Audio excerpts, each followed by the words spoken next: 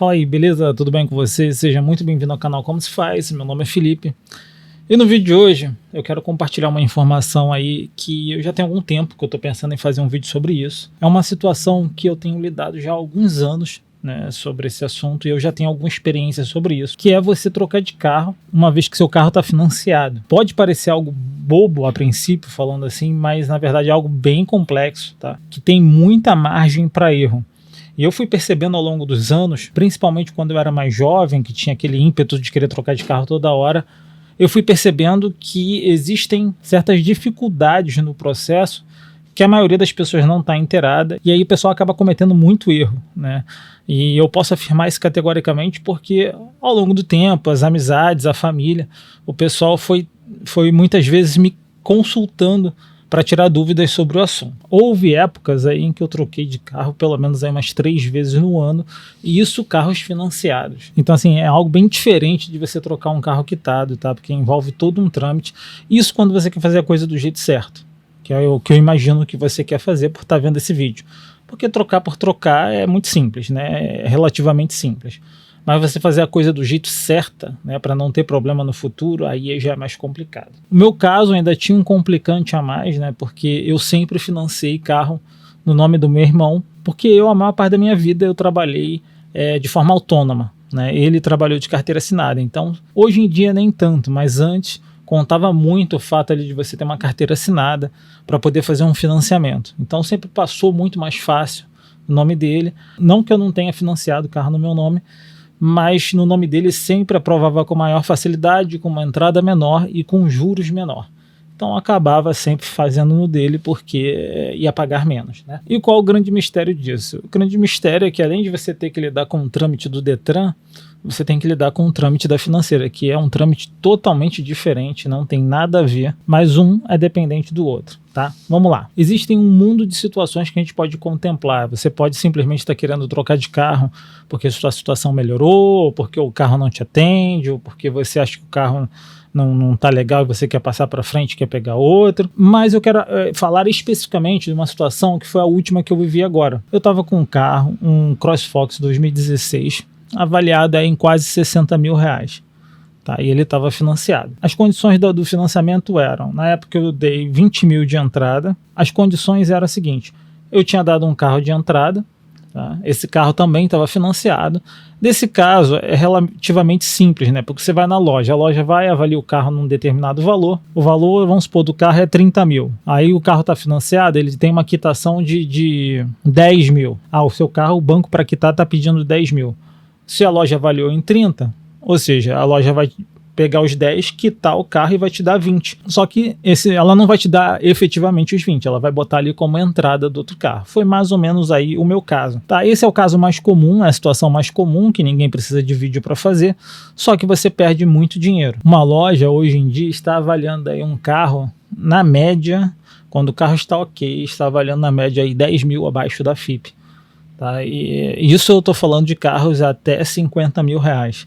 Então um carro que a FIP é 50, avalia 40. Um carro que a FIP é 40, o cara quer avaliar 30. Né? Tem uns casos aí onde o carro está em muito bom estado, consegue aí, a FIP é 40, avalia 35. Mas no geral, a galera quer jogar para baixo. Eu não vou entrar nem nessa seara, porque aí, enfim, é um outro assunto. Eu muitas vezes acho essas avaliações injustas, mas é assim que funciona, ao menos aqui no Rio de Janeiro. Bom, mas essa é a situação mais tranquila. Você vai lá na loja, uma loja de confiança, porque também não é tão simples assim, a loja tem que ser de confiança, porque ela pode muitas vezes pegar o seu carro e não quitar.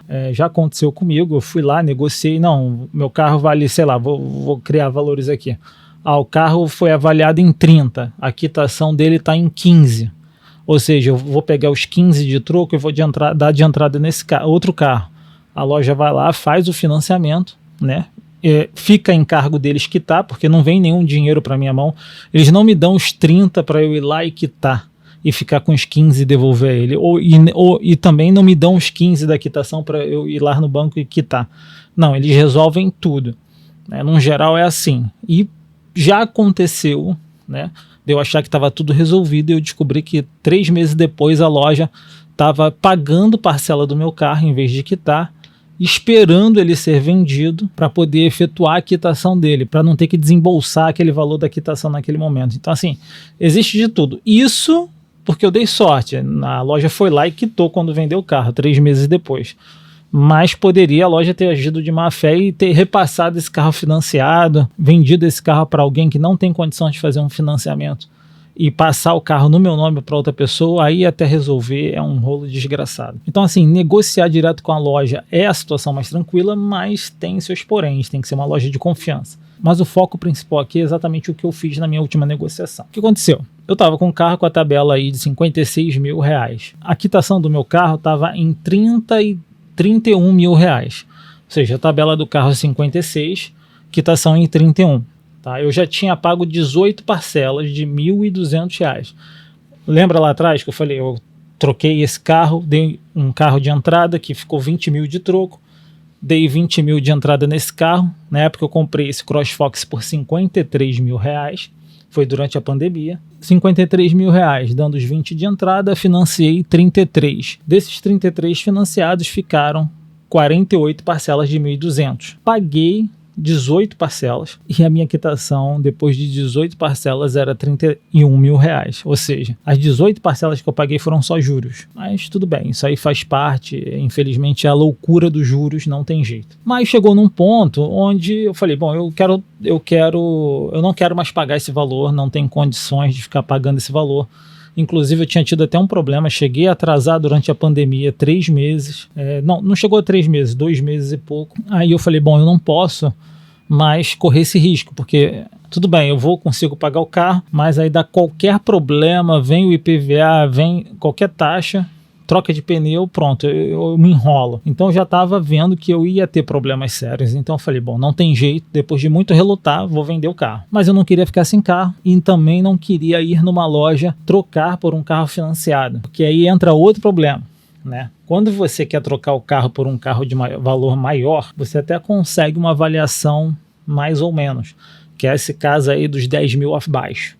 Quando você só quer vender o carro, é menos ainda, né? Porque, por exemplo, esse meu CrossFox, eu fui ver quanto é que era só para vender. Chegar na loja e falar assim, ó, pega o carro, eu quero quitar, quero que você quite ele e me dê o troco. Me deram 40 mil no carro. Ou seja, com uma quitação de 31, iria me sobrar 9 mil reais. Né? 9 mil reais, sendo que eu dei 20 mil de entrada no carro e paguei 18 parcelas. Ou seja, eu dei 20 mil de entrada, paguei 18 parcelas, ia me sobrar 9 mil. Surreal, né? Surreal. Então, sem condições de vender na loja. Eu também não queria trocar por um outro carro. Se fosse na troca, aí eles iam me pagar ali 45, 46 mil talvez. Mas mesmo assim, desses 46 ia ter que quitar o carro, iria me sobrar 15, 16 mil reais para dar de entrada num outro carro que eu teria que financiar. Ou seja, a conta não baixa. Pô, eu dei 20 mil de entrada, paguei 18 parcelas de 1.200, aí vai me sobrar 15 mil para dar de entrada num outro carro para fazer outro financiamento. Eu falei, bom, eu não quero isso, não é a situação que eu quero. Mas eu estava numa situação complicada, porque estava ruim de pagar ali. Logo no fim da pandemia, estava ruim de continuar pagando o carro, eu estava com medo de dar qualquer problema de manutenção ou alguma outra área da minha vida necessitar de um dinheiro e eu ficar vendido ali sem conseguir pagar o carro, né, ficar enrolado. Eu falei, bom, vou para o particular, né, eu vou vender o carro no particular. Bom, no particular é aquilo, tem o risco, né, de você estar lidando no particular, porque aí tem que mostrar carro, a pessoa vem ver o carro, você leva o carro em algum lugar para a pessoa ver, enfim, isso sempre é uma coisa muito complicada. Aí tem os curiosos, tem os sem noção, enfim, é chato, mas não tinha jeito, eu não tinha como aceitar essa perda muito grande de valor que as lojas estavam me oferecendo, as opções da loja, e também não estava querendo entrar em outro financiamento, eu queria pegar um valor e com aquele valor ali, poder escolher um carro que desse, né? Que coubesse naquele valor, que fosse me atender e que eu não tivesse que pagar parcela. Bom, minha estratégia no particular foi o seguinte, eu criei 2 anúncios, tá? No OLX mesmo. Um anúncio, eu botava o valor do carro à vista, tá? Onde eu estava pedindo no carro 54 mil, se eu não me engano. Primeira vez ali foi 54 mil, qual era o combinado? A pessoa olhava o carro, gostou do carro, vou pagar os 54 mil. Beleza, eu vou no banco, vou pegar a boleta de quitação, desses 54 mil a gente quita lá o carro, tá? Eu vou ficar com troco e você leva o carro quitado, tranquilo, tá? Essa era a primeira opção. A segunda opção, mais complexa, né, que seria a pessoa assumir o meu financiamento e me dar um valor para assumir aquele financiamento. E no caso ali eu estava pedindo, se eu não me engano, agora eu não lembro, faz pouco tempo, mas eu já esqueci, acho que era 25 mil. Eu estava pedindo 25 mil e a pessoa assume o meu financiamento, ou seja, ela me dá os 25 mil na mão, que na minha cabeça é o seguinte: 20 mil da entrada que eu dei, 5 mil referente aí às parcelas que eu paguei. Paguei 18, mas beleza, vou receber 5 mil. Mais ou menos aí 4 parcelas, né? Paguei 18, vou receber 4. Mas tudo bem, não tem jeito. Você comprar carro financiado é perder dinheiro. Perder 2 vezes, perder na desvalorização do carro e perder no fato de você estar pagando juros. Faz parte, não tem jeito. Mas era uma situação melhor do que, né, entregar meu carro por 9 mil, que nem a loja queria me dar de retorno. Ou ter que aceitar uma troca de um carro lá que eles queriam me vender com valor muitas vezes acima da tabela e ter 15 mil para dar de entrada. Nenhuma das duas situações me agradava. Era melhor pegar 25 na mão e aí eu ia poder procurar um carro no particular. Isso aí você que está passando por essa situação já deve ter pensado mais ou menos isso. Só que aí qual o problema? A galera aqui do anúncio à vista, pagar os 54 mil à vista, apareceu bastante gente. Só que apareceu gente querendo dar um carro, o que poderia até me atender. Teria que ser um carro de no máximo 25 mil, porque eu precisaria de 30 mil em dinheiro ainda para quitar o financiamento. Então nunca casava, era um carro de 40 mil mais 15 mil em dinheiro, não dava certo para mim, porque eu não tinha esses outros 15 mil para chegar nos 30 da quitação, então não daria certo para mim. Quando não, aparecia um sem noção, marcava de ver o carro e tal, aí o cara chegava, perguntava como é que seria a negociação, aí eu falava, o carro está financiado, mas eu vou quitar e tal. Aí que era o meu problema. Não vou dizer que é todos, mas a galera ouve essa história. Tá financiado, vou quitar, qual é a noção? Tá com a corda no pescoço, deve estar com parcela atrasada, vou oferecer qualquer coisa, esse cara vai aceitar, né? E aí vinham aquelas propostas de 45 mil, 40, 46, 47, a galera muitas vezes não chegava nem nos 50, né? Um carro com tabela de 57, e a gente sabe que depois da pandemia os carros estão sendo vendidos aí a preço de tabela. Antigamente não, antigamente a tabela era só uma referência, mas agora você vai ver um carro aí a preço de tabela, às vezes até acima, né? Quando não, tá R$1.000 acima, R$1.000 abaixo, mas não foge ali da tabela. Mas a galera querendo se dar bem ali e tal, querendo ver uma situação de uma oportunidade, né, de pegar um carro abaixo, achando que eu estava com a corda no pescoço, e eu realmente até estava mais ou menos, porque como disse, cheguei a atrasar 2 parcelas, aí me fazia essas propostas, e eu falava, bom, para aceitar isso eu fico com o carro, entendeu? Porque para fazer esse tipo de acordo eu fico com o carro. Enfim, resumo, até que chegou um ponto onde eu tirei o anúncio à vista, a vista não era interessante para mim mais. Eu vi que estava aparecendo muita gente querendo galinha morta e não ia rolar comigo, porque, como eu disse, já tenho de uma larga experiência de fazer negociação nesse sentido, já perdi muito dinheiro com carro e eu decidi que com esse eu não ia perder tanto. Por outro lado, o anúncio de passo financiamento aparecia 2 situações.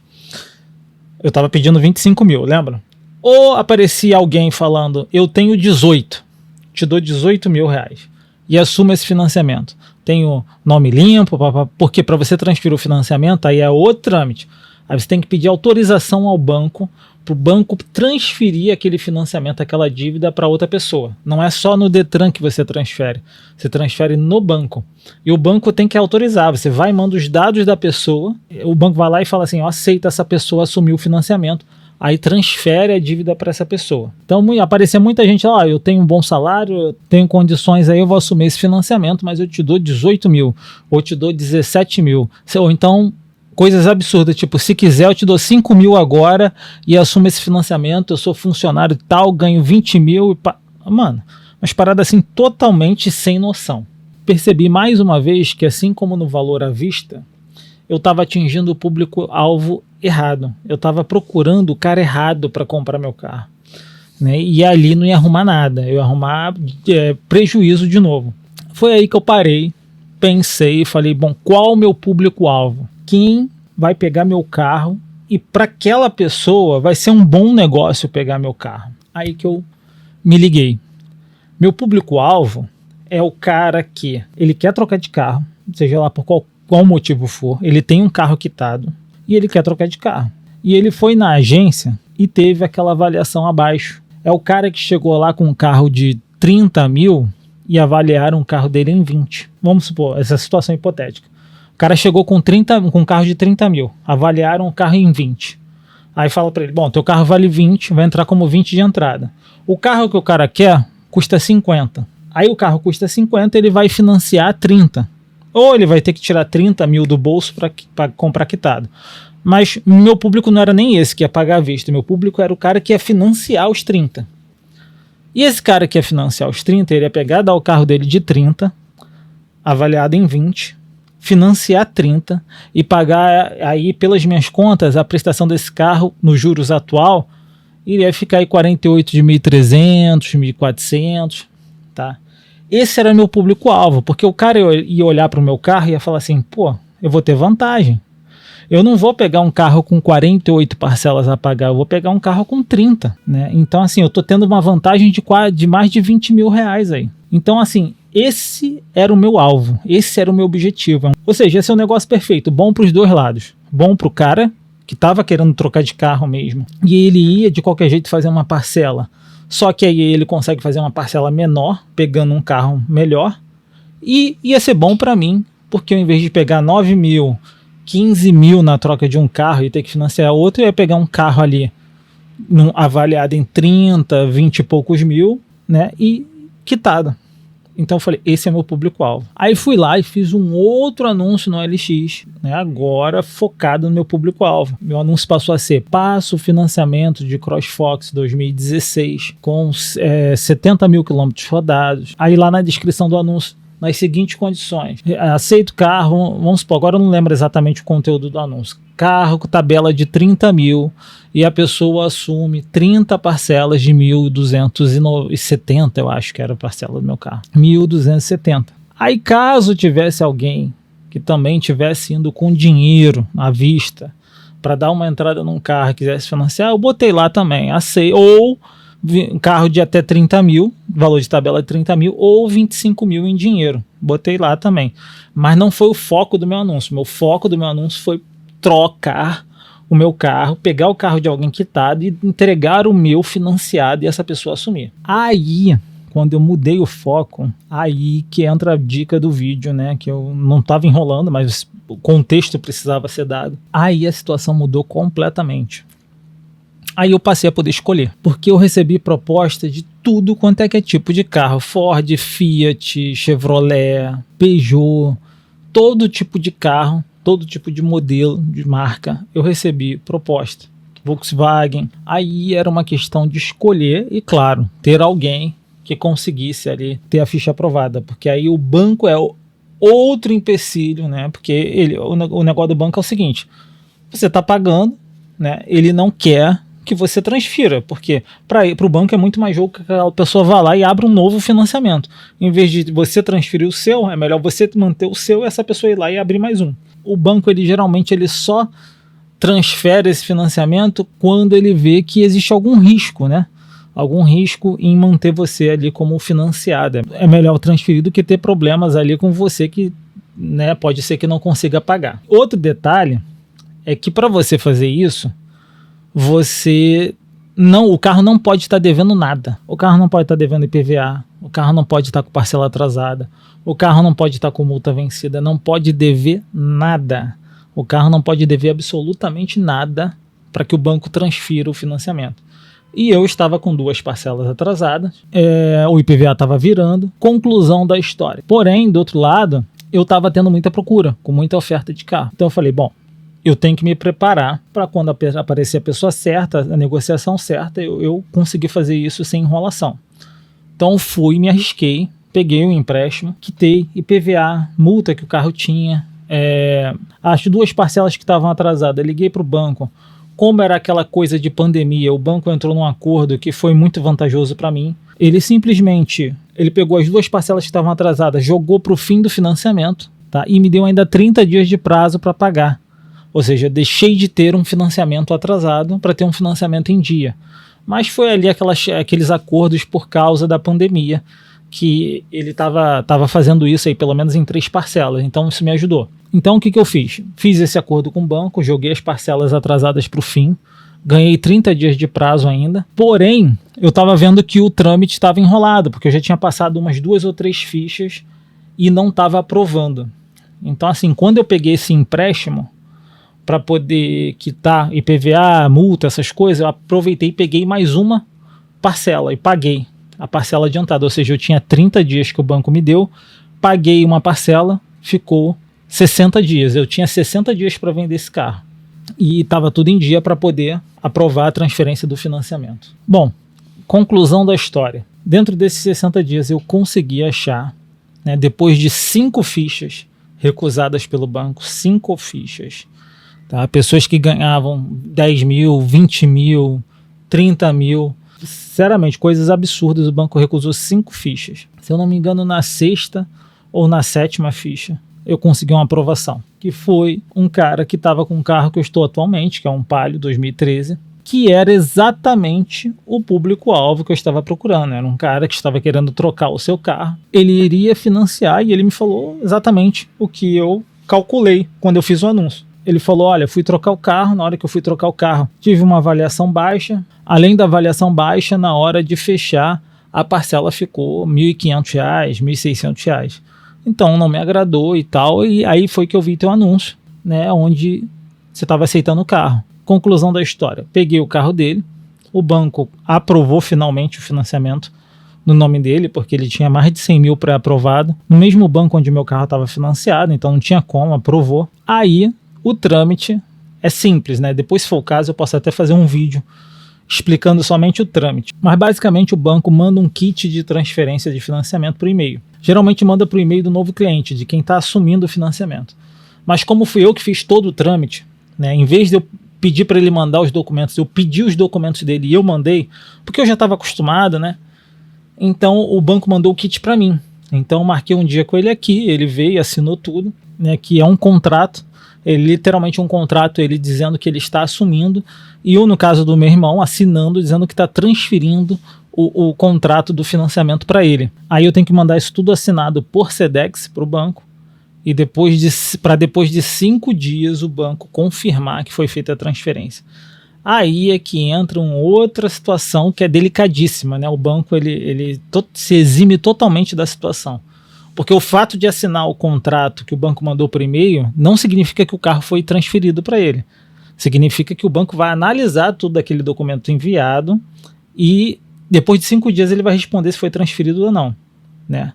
Aí é que tá, o banco não te diz se nesse prazo de 5 dias o carro fica com quem. De quem é o carro, porque é um limbo, né? Então assim, é uma situação muito complexa, é bem complexa.